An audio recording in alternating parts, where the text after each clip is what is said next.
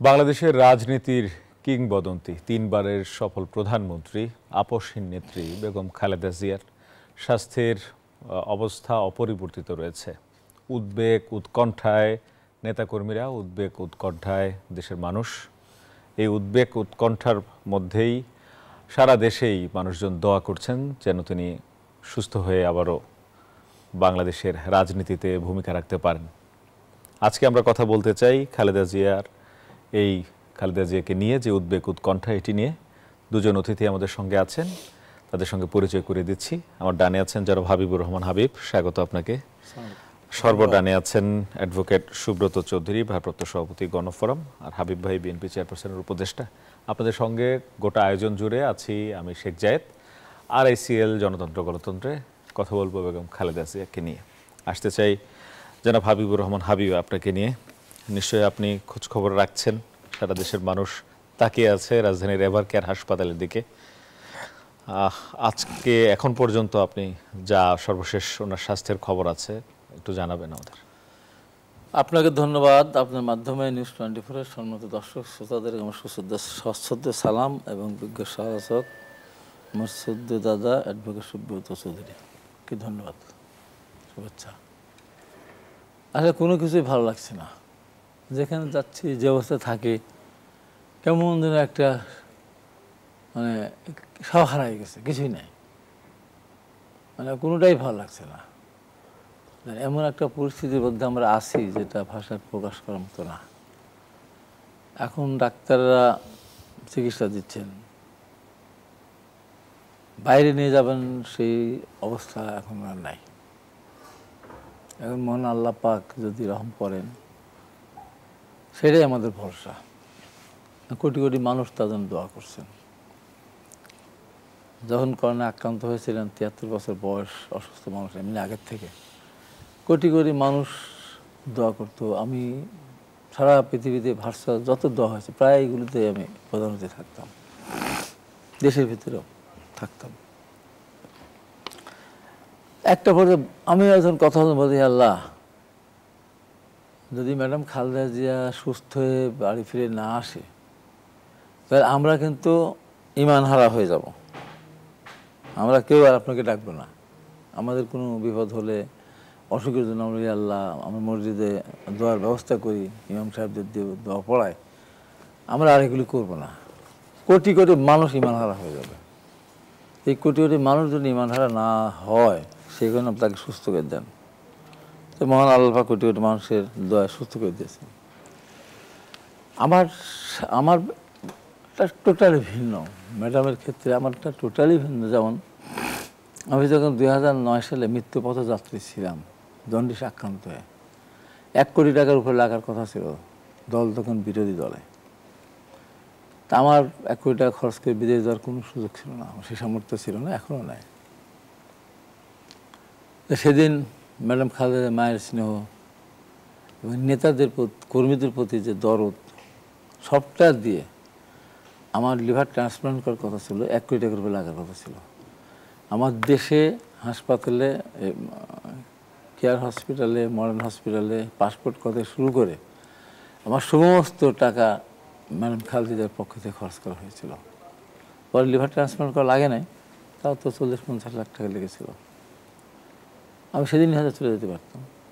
যার জন্য ম্যাডাম খালেদা যখন মাঝখানে খুব গুরুতর অসুস্থ হয়ে গেছিলেন, আমি তখন মন থেকে নামাজ পড়ে আল্লাহর কাছে দেখি, আল্লাহ আমি তো 2009 সালে চলেই গিয়েছিলাম, তা আমি যদি না থাকি আমার পরিবার কষ্ট পাবে, কিন্তু ম্যাডাম খালেদা যদি না থাকে তাহলে বাংলাদেশের মানুষ কষ্ট পাবে, যে গণতন্ত্র হারা হয়ে যাবে। তাই আমার জীবনের সমস্ত হায়াতটুকু নিয়ে ম্যাডাম খালেদাকে আপনি সুস্থ করে রাখেন, বাঁচিয়ে রাখেন, মন থেকে আমি বলেছি। আজকেও বলছে এই দেশে একটা নির্বাচন হবে, কত গুরুত্বপূর্ণ ওনার বেঁচে থাকা, আল্লাহ না করুক, মনেই করতে চায় না, দেশে নির্বাচনও হবে না। পরিস্থিতি এরকম পর্যায়ে আমাদের এতক্ষণ আমরা এটা নিতে পারবো না। তা আমি এই জন্য আল্লাহর কাছে আজকে আবার বলছি, আমাকে দল মনোনয়ন দিয়েছে, নির্বাচন হলে ইনশাল্লাহ অনেক ষড়যন্ত্র হবে, তারপর জনগণের ভালোবাসা নিয়ে বিপুল ভোটে জয়লাভ করব। তারপরে বলছে আমার নির্বাচন করার দরকার নেই, আমার হায়ারটুকু ম্যাডাম খালেদাকে দিয়ে দিই।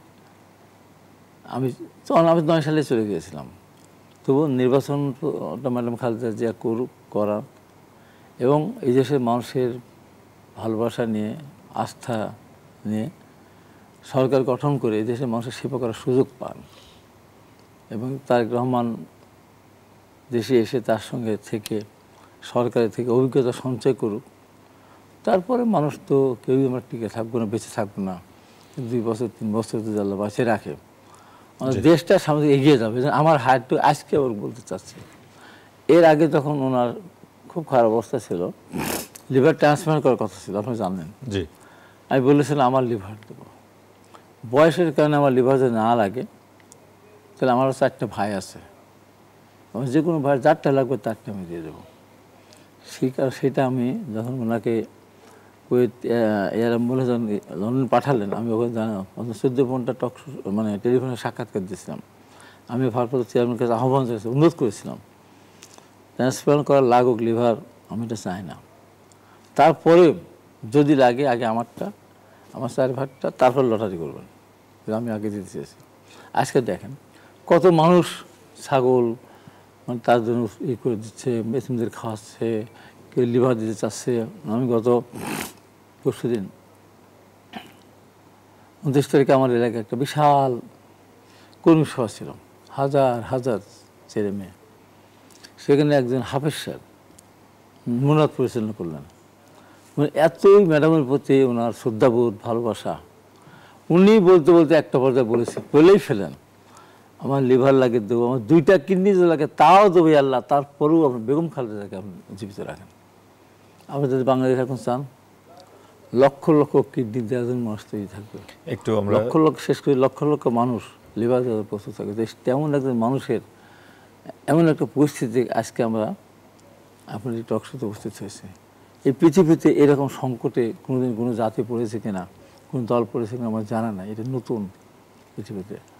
ওনার প্রতি আমাদের দলের নেতাকর্মীদের শুধু না, বাংলাদেশের মানুষের যে কি শ্রদ্ধাবোধ, ভালোবাসা, সব রাজনৈতিক দলের যারা আছে এটা সবাই। একটা বিরল ঘটনা।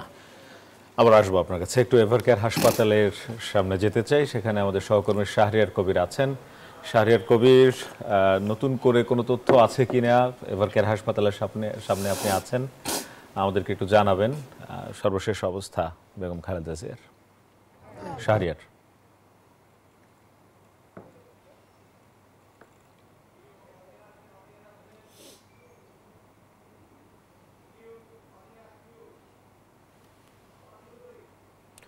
শাহরিয়ার শুনতে পাচ্ছেন?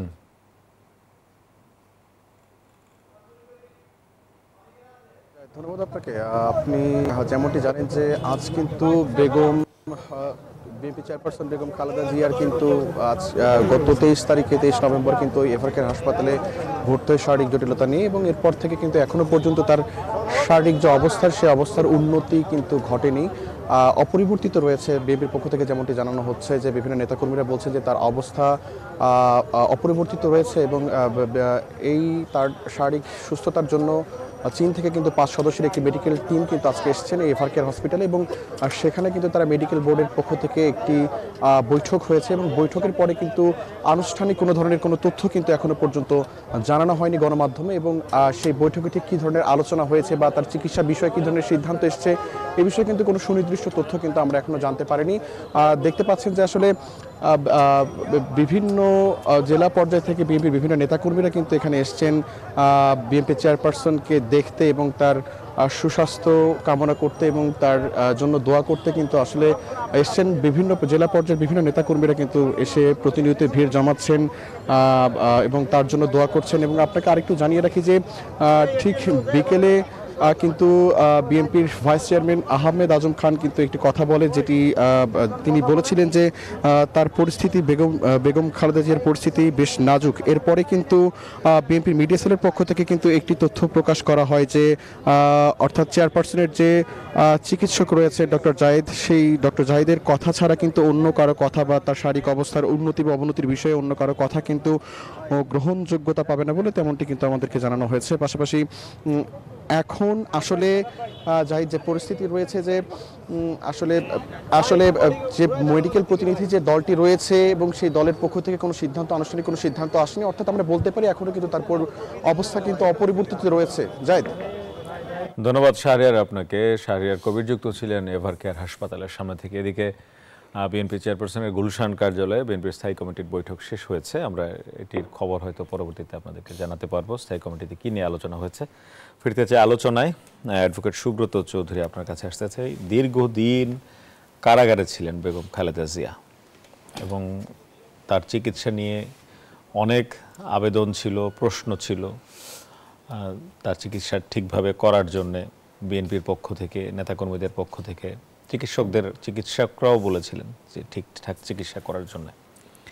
সেইটার প্রভাবে কি মানে আজকের এই পরিণতি কিনা আপনি কি বলবেন? এখনকার পরিস্থিতিটা নিয়ে কিছু বলেন। না, দেখুন, বেগম খালেদা জিয়া উনি তো শুধু বিএনপির নেত্রী না, উনি দেশের নেত্রী, সকলের নেত্রী। এবং আমি তো মনে করি তিনি বাংলাদেশের একজন মহিয়সী নারী। ওনার সাথে আমার কয়েকবার দেখা শোনার সুযোগ হয়েছে। বিশেষ করে 80-র দশকে এরশাদ বিরোধী আন্দোলনে আমরা আইনজীবীদের পক্ষ থেকে বারবার ওনার কাছে ছুটে গেছি, পরামর্শ করেছি। এবং উনি সার্বিক সাহায্য সহযোগিতা ছিলেন এবং আন্দোলনে ছিলেন, রাজপথে ছিলেন। তো তখনই তার জনগণের প্রতি ভালোবাসা এবং অমায়িক ব্যবহার, সেগুলো খুব কাছে থেকে আমার দেখার সৌভাগ্য হয়েছে। পাশাপাশি আমরা অন্য নেত্রীর সাথেও দেখা করতাম।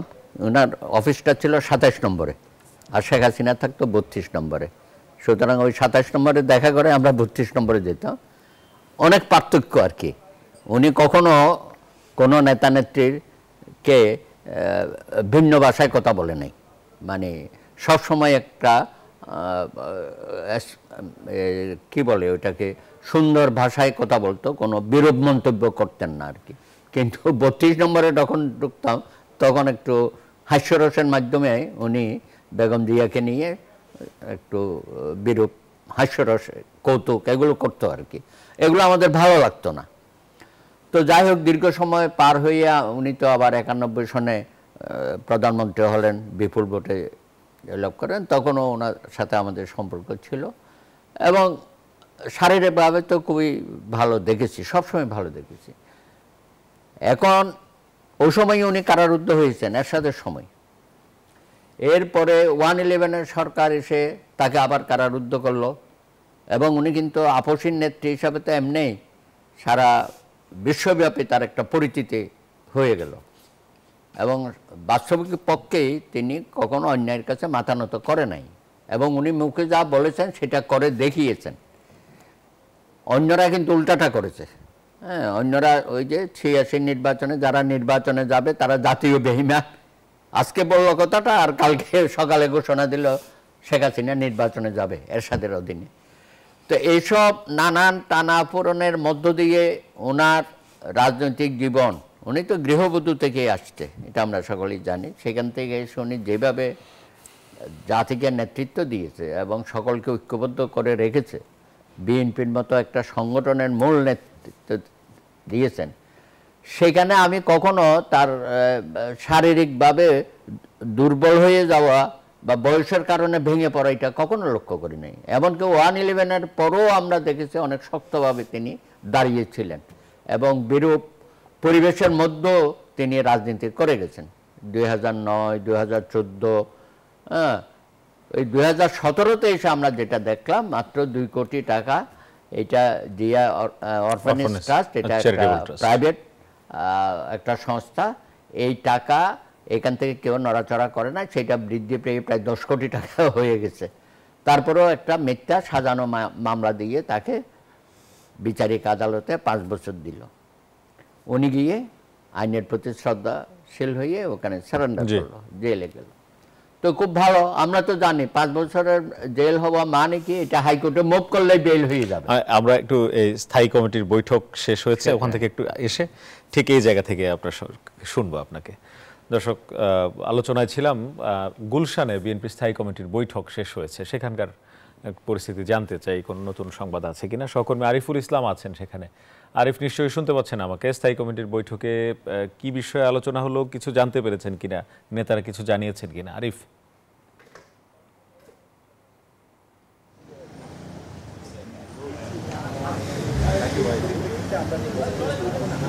শেখ জায়েদ, রাত 8টা থেকে মূলত বিএনপির স্থায়ী কমিটির যে সদস্যরা রয়েছেন তাদের উপস্থিতিতে একটি বৈঠক অনুষ্ঠিত হয়েছে, আর সেখানে সভাপতিত্ব করেছেন বিএনপি চেয়ারপারসন, বিএনপির ভারপ্রাপ্ত চেয়ারম্যান তারেক রহমান। তার সভাপতিত্বে মূলত কিছুক্ষণ আগেই সেই বৈঠকটি শেষ হয়েছে। আর সেই বৈঠক থেকে কিছুক্ষণ আগেই স্থায়ী কমিটির যে নেতারা রয়েছেন তারা একে বের হয়েছেন। এরপর সালাউদ্দিন আহমেদ গণমাধ্যমে একটু কথা বলেছেন। তিনি যেমনটি জানিয়েছেন আমাদের, সেটি আমরা বেগম খালেদা জিয়া সম্পর্কে জানতে চেয়েছিলাম। তিনি বলছেন যে তিনি এখন যেই শারীরিক যে সংকটাপন্ন অবস্থায় রয়েছেন এবং তার যে শারীরিক অবস্থা রয়েছে, তিনি দোয়া করছেন যাতে তিনি সুস্থ হয়ে ওঠেন এবং দেশবাসীর কাছে তিনি দোয়া চেয়েছেন। আর তারেক রহমানের প্রত্যাবর্তনের বিষয় আমরা জানতে চেয়েছিলাম যে ভারপ্রাপ্ত চেয়ারম্যান কবে নাগাদ দেশে ফিরতে পারেন, এমন প্রশ্ন কিন্তু জনমনেও কিন্তু ঘুরপাক খাচ্ছে। সেই প্রশ্নও কিন্তু আমরা করেছিলাম এবং তিনি জানিয়েছেন যে খুব শীঘ্রই ভারপ্রাপ্ত চেয়ারম্যান তারেক রহমান দেশে ফিরবেন, এমনটা কিন্তু তিনি জানিয়েছেন। আর এর আগে রাত 8টা থেকে যেই 11টা পর্যন্ত যেই বৈঠকটি অনুষ্ঠিত হয়েছে, এটি মূলত প্রতি সপ্তাহে যেই স্থায়ী কমিটির যেই সূচি অনুযায়ী যেই নিয়মতান্ত্রিক যেই মিটিং, সেই মিটিংয়ে কিন্তু অনুষ্ঠিত হয়েছে। আর যেহেতু চেয়ারপারসন খালেদা জিয়া অসুস্থ এবং তারেক রহমানের দেশে ফিরে নিয়ে জনমনে একটি প্রশ্ন রয়েছে, সেই সুবাদে সেই কারণে এই আজকের যে বৈঠকটি সেটি একটু গুরুত্ব বহন করে, যার কারণে সালাউদ্দিন আহমেদ আমাদেরকে বলেছেন যে খুব শীঘ্রই কিন্তু তারেক রহমান দেশে ফিরবেন। আর একই সাথে তারা বেগম খালেদা জিয়ার সুস্থতার জন্য দেশবাসীর কাছে দোয়া চেয়েছেন। এই ছিল গুলশান বিএনপি চেয়ারপারসনের কার্যালয় থেকে আমার কাছে সবশেষ। শেখ জায়েদ, ধন্যবাদ আরিফুল ইসলাম। আরিফ জানাচ্ছিলেন বিএনপির গুলশান কার্যালয়, বিএনপি চেয়ারপারসনের গুলশান কার্যালয়ের সামনে থেকে স্থায়ী কমিটির বৈঠক অনুষ্ঠিত হয়েছে। অ্যাডভোকেট সুব্রত চৌধুরী, এখানে আমরা ছিলাম। যে কথা বলছিলাম যে 5 বছরের সাজা যখন হাইকোর্টে আপিল হয়, একজন জুনিয়র লয়ার যদি মুভ করে প্রথম দিনে বেলটা হয়ে যায়। আমরা আশ্চর্য হয়ে গেলাম, একটা সাজানো মামলায় তাকে 5 বছর দিল বিচারিক আদালত, যেটাকে লোয়ার কোর্ট বলি, সেটা আপিলে এসে বেলটা দিল না, ঝুলিয়ে রাখলো। এবং এই সময়টার মধ্যে আমরা তো আশা করেছিলাম যে উনি বেল প্রাপ্ত হওয়ার পরে তাকে আমরা সুচিকিৎসার ব্যবস্থা করব, এবং সেটা জেলখানা থেকেও তাকে বারবার আমরা অনুরোধ করেছি, দলের থেকেও করা হয়েছে, আত্মীয় স্বজন থেকে করা হয়েছে। সরকার কোনো ভ্রুক্ষেপ এইসব ব্যাপারে কোনো সুনির্দিষ্টভাবে কোনো পদক্ষেপ নেয় নাই। তারপরে দেখেন সেই বেইলের বিষয়টা নিয়ে আপিল বিভাগ পর্যন্ত আমাদের লড়াই করতে হলো, সেখানেও কোনো আমরা সুরাহা করতে পারলাম না। পরে ফাইনালি বললো এটা হিয়ারিং করতে হবে। আমরা বললাম যে হিয়ারিং করে বোধহয় খালাস দিয়ে দেবে।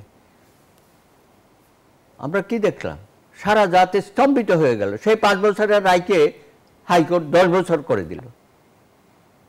এখন এমনি তো ধরেন তিনি আমাদের নেত্রী, প্রধানমন্ত্রী ছিল, এবং নারী, শরীর স্বাস্থ্য ভালো যাচ্ছে না, সব কিছু মিলিয়ে তো বেইল হওয়ার কথা। সেই বেইল না করে ওনাকে আর মাসের পর মাস কারারুদ্ধ করে রাখে। এর মধ্যে আবার আসলো 2018 সনের নির্বাচন।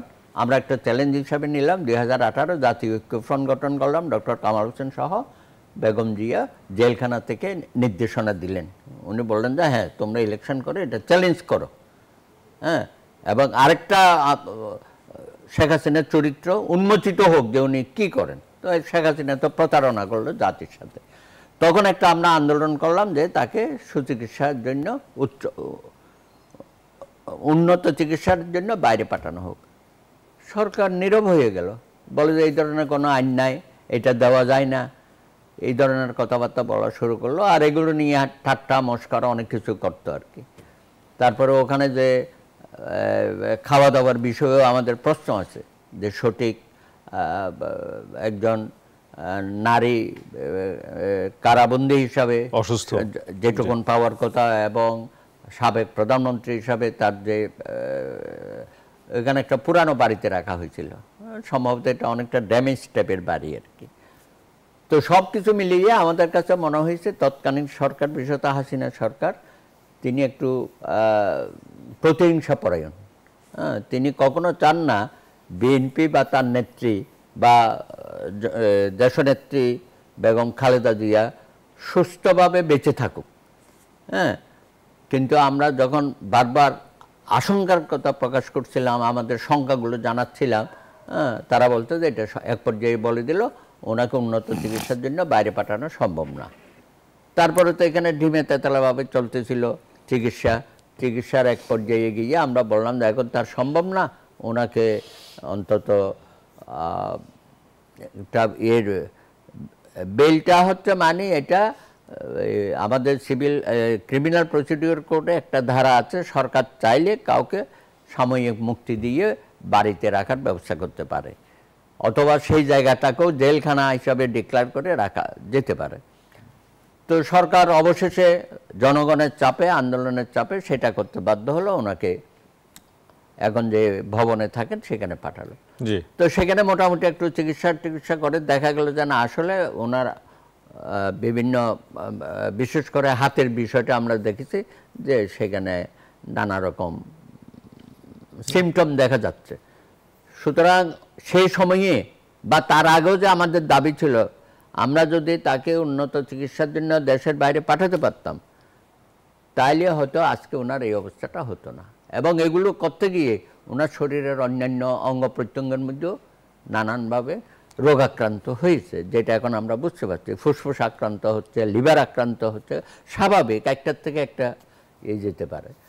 তো এখন এই সময়ে এসে উনি 5ই আগস্টের পরে বাইরে গেলেন, কয়েক মাস ওখানে চিকিৎসা হলো, মোটামুটি ভালো হয়েই আসলেন। আমরা খুবই আশাবাদী যে উনি আগামী নির্বাচনে অংশগ্রহণ করবেন এবং উনি সর্বশেষ 21 তারিখে সশস্ত্র বাহিনী দিবসের বের হলেন, খুব হাস্যোজ্জ্বল চেহারা আমরা তার দেখেছি, আমরা খুবই আশাবাদী ছিলাম।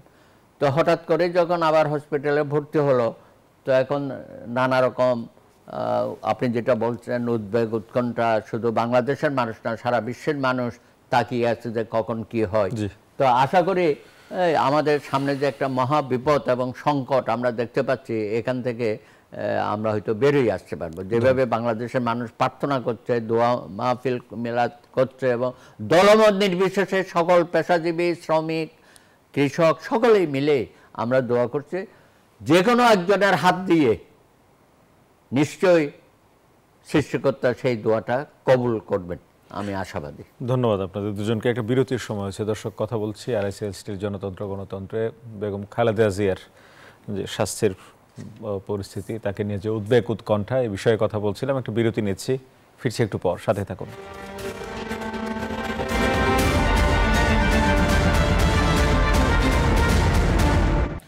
বিরতির পর আবারও স্বাগত, দেখছেন RICLSTর জনতন্ত্র গণতন্ত্র। কথা বলছিলাম বেগম খালেদা জিয়াকে নিয়ে যে উদ্বেগ উৎকণ্ঠা, সেই প্রসঙ্গে। বিরতির আগে অ্যাডভোকেট সুব্রত চৌধুরী জানাচ্ছিলেন অত্যাচার, নির্যাতন এবং জুলুমের কারণে বেগম খালেদা জিয়ার স্বাস্থ্যের এই পরিণতি। জনাব হাবিবুর রহমান হাবিব এই প্রসঙ্গে যদি যুক্ত করতে চান। না, সুব্রত দাদা যেটা বলেছেন অস্বীকার করার তো উপায় নেই। উনি যদি দেশের বাইরে চিকিৎসা নিতে পারতেন তাহলে আরও আগে হয়তো সুস্থতা ফিরে পেতেন। যে কারণে আমি বলবো, ওনাকে যখন প্রধানমন্ত্রী নির্বাহী আদেশে 6 মাস করে ওনার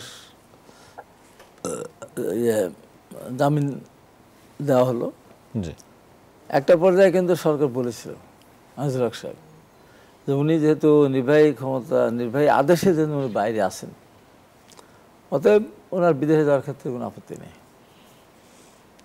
সেই মর্মে পাসপোর্ট অফিস শুক্র শনি বন্ধ থাকে, পাসপোর্ট খোলা হলো, পাসপোর্টের কার্যক্রম চললো।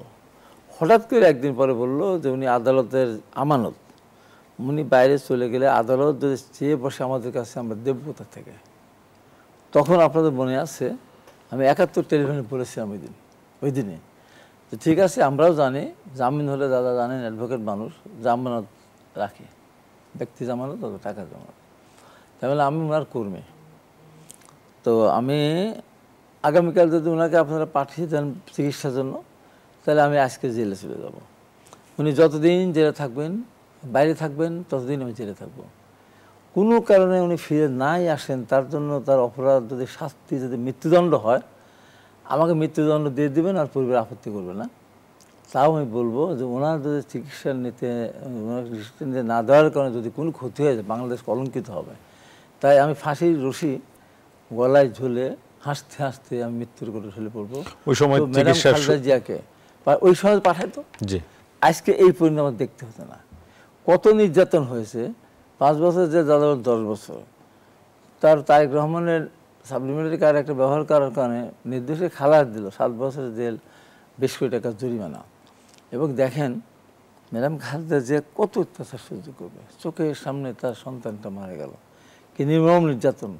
আজকে কথা বলতে গেলে অনেক কথা মনে আসে। অনেক জন্য দেখেন আমি কিন্তু ফোন করলাম যখন তারেক রহমানকে যখন নিয়ে গেল, কি নির্মম, দেশের প্রেসিডেন্টের সন্তান, সেনাপ্রধানের সন্তান, র্যাবের পোশাক পরে সাবেক 3বার প্রধানমন্ত্রীর সন্তানকে কীভাবে কি অসম্মানজনক অবস্থায় নিয়ে গেল। আমি ফোন করলাম ম্যাডামকে, পরে ফোন ধরলেন। জি ম্যাডাম চিন্তা করেন না, যখন উনি ফিরে আসবেন, মানুষের ভালোবাসা তারা আছে। কি বলেছিলেন মাননীয় সরকার, যে আপনার ছোট সন্তানকে নিয়ে চলে যান, আরামে থাকেন, রাজি হন না। ওরা ভেবেছিল তারেক রহমানকে দিলেই যাবে। অনেক বলে সে 2 সন্তানকে নিয়ে বিদেশে যান, আরামে আপনি জীবনযাপন করেন না। ম্যাডাম খালেদা কী বলেছিলেন, আমি 2টি সন্তানের মা না, লক্ষ লক্ষ সন্তানের মা আমি। আমার লক্ষ লক্ষ সন্তানের অধিকার আদায়ের জন্য আমার 2টি সন্তানকে কোরবানি করে দিলাম। সেদিন মাননীয় সরকার বলেছিল এমন অত্যাচার করব মা হয়ে সহ্য করতে পারবেন না। ঠিক সেই নির্যাতনই আরাফান কোকম তারেক রহমান মাননীয় সরকার করেছিল, তাও কিন্তু উনি মাথা নত করেন না। সেই ম্যাডাম খালেদা জিয়াকে যে কষ্টটা দেওয়া হলো আজকে, যার কারণে উনি আমাদের মাঝ থেকে চলে যাবেন, ভাবতেও পারেন না।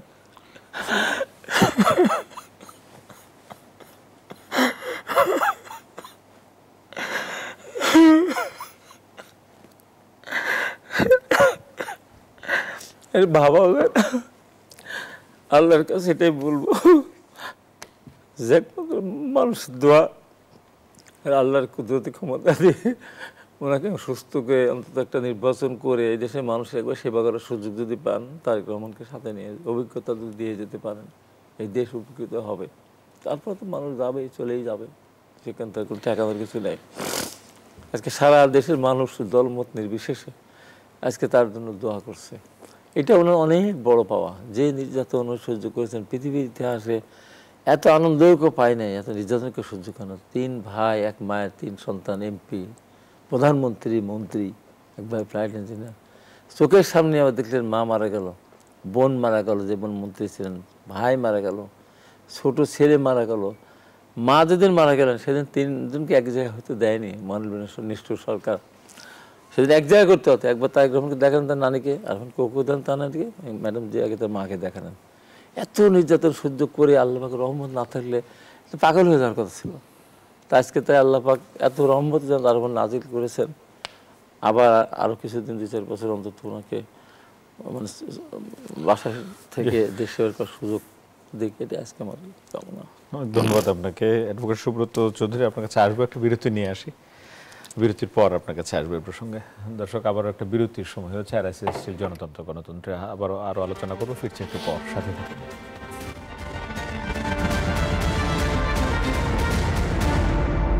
বিরতির পর আবারও স্বাগত, দেখছেন RSS জনতন্ত্র গণতন্ত্র। কথা বলছিলাম বেগম খালেদা জিয়াকে নিয়ে যে উদ্বেগ উৎকণ্ঠা, সে প্রসঙ্গে। বিরতির আগে অনেকটা আবেগপ্রবণ হয়ে পড়েছিলেন হাবিবুর রহমান হাবিব, বলছিলেন অত্যাচার নির্যাতনের কথা। অ্যাডভোকেট সুব্রত চৌধুরী, এই অংশে আপনার কাছ থেকেই শুনতে চাই, ইতিবাচক রাজনীতির যে প্রবর্তন বেগম খালেদা জিয়া করেছেন এবং এখন পর্যন্ত বাংলাদেশের যে রাজনীতিবিদরা বাংলাদেশে আছেন প্রত্যেকেই বেগম খালেদা জিয়ার প্রশ্নে যে সম্মান, যে ভালোবাসা, যে আন্তরিকতা দেখাচ্ছেন, কি বলবেন আপনি? না, আমি তো ওনাকে খুব কাছে থেকেই দেখেছি, যদিও আমি ভিন্ন রাজনীতি করেছি, কিন্তু আমি কখনো ওনাকে প্রতিহিংসা পরায়ণ হতে দেখি নাই। কারো বিরুদ্ধে বলা, কটু কথা বলা, কারো বিরূপ সমালোচনা করা। হ্যাঁ, রাজনীতির মাঠে বক্তব্যের মধ্যে সমালোচনাগুলো আসতো, কিন্তু ব্যক্তিগতভাবে আমি দেখি নাই কারো প্রতি কোনো আক্রোশ ছিল। সুতরাং উনি এই জায়গাটায় উঠে গেছে। হ্যাঁ, কিন্তু দুর্ভাগ্য আমাদের, এখন যারা আমরা রাজনীতির মাঠে আছি, আমরা কিন্তু সেই কালচারটা অ্যাডপ্ট করতে পারি নাই। বেগম খালেদা জিয়া যেই ধারার রাজনীতি করেছে, যেই সংস্কৃতির রাজনীতি করেছে, যে গণতান্ত্রিক মন মানসিকতার রাজনীতি করেছে, সেই ধারার উপর আমরা উঠতে পারি নাই। একটা দেখেন, ওনার সময়ে সুপ্রিম কোর্টে জজ নিয়োগ হলো।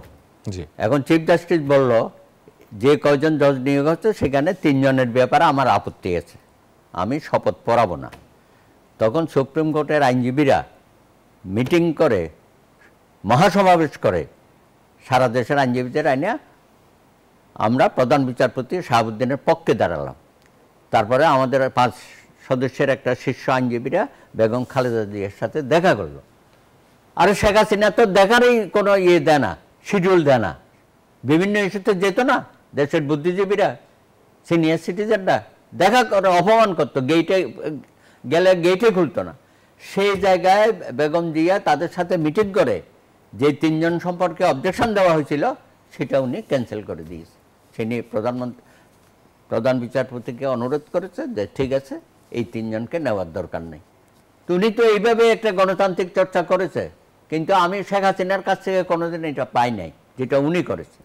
তারপরে দেখেন আমার ভাই ওনাকে যে অবৈধভাবে বিচারিক আদালতে সাজা দিল, উনি সেটা চ্যালেঞ্জ করলো এবং জজ সাহেবকে বলল যে এটা অন্যায়, এর কবরও বাংলাদেশে হওয়া উচিত না সেই বিচারকের, আমি এটা প্রতিবাদ করে যাচ্ছি। ওনার বিরুদ্ধে হাইকোর্ট থেকে রুল ইস্যু করলো, কি কন্টেম্প রুল করিয়া ওনাকে, উনি হাজির হয় নাই। তারপরে কোর্ট অর্ডার দিল পুলিশকে যে হাবিব সাহেব যেখানে পাও নিয়ে আসো। তো হাবিব সাহেব বললো আমি কি লুকিয়ে আছি, আমি তো বাসায় আছি, নিয়ে যাও। তারপরে আইজিপি তাকে ধরে নিয়ে আসে কোর্টে হাজির করলো, তারপর তো ওনাকে জেলখানায় রেখে দিল প্রায় অনেক মাস না। তো এগুলো তো অনেক, উনি তো নেতা হিসাবে করেছে, সাধারণ কর্মীরাও আমরা দেখেছি বেগম জিয়ার জন্য আত্মাহুতি দেওয়ার জন্য প্রস্তুত ছিল সে সময় সেই আন্দোলনে। তো এখনও যেসব আপনি উদ্বেগ উৎকণ্ঠার কথা বলছেন, আমি মনে করি এই মহা সংকট থেকে আমরা বেরিয়ে আসতে পারবো। উনি আমাদের মাঝে সুস্থ হয়ে ফিরে আসবেন এবং বিএনপির হাল ধরবেন এবং আগামী নির্বাচনে উনি অংশগ্রহণ করবেন এবং জনগণের প্রতিনিধি হিসাবে রাষ্ট্র পরিচালনার দায়িত্ব উনি নিতে পারবেন। আমি খুবই আশাবাদী। যতই আমরা তার চিকিৎসা নিয়ে আলোচনা সমালোচনা করি না কেন, এখানে মিরাকেলও একটা হইতে পারে, যেটা আপনি একটু আগে গল্প করলেন।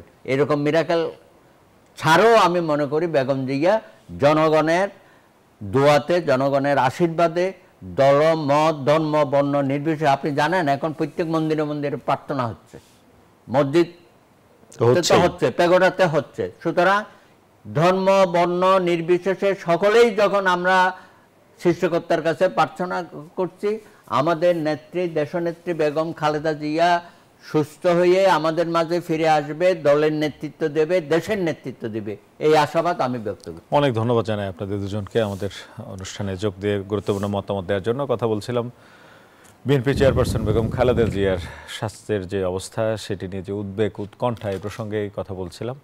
আমাদের প্রত্যাশা, সবার যেই চাওয়া, সেই চাওয়া সৃষ্টিকর্তা শুনবেন এবং উনি আমাদের মধ্যে আগের মতোই আবার বাংলাদেশকে নেতৃত্ব দেবেন। আজকের আয়োজন এখানে শেষ করছি। ভালো থাকবেন সবাই।